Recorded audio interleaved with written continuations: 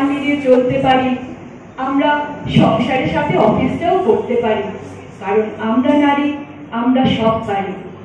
আমরা অন্তরিক্ষে একা থাকতে জানি, আমরা মহাশূন্যে বিলীন হতে জানি, আমরা দেশকে শাসন করতে জানি, আমরা দেশের ভবিষ্যৎ গড়তে জানি, কারণ আমরা নারী, আমরা সব পাই। আমরা দুঃখ যন্ত্রণা সহ্য করেও সৌজন্যের হাসি হাসতে পারি, আমরা প্রসব যন্ত্রণা সহ্য করেও নতুন জীবন আনতে পারি, কারণ আমরা নারী, আমরা সব পাই।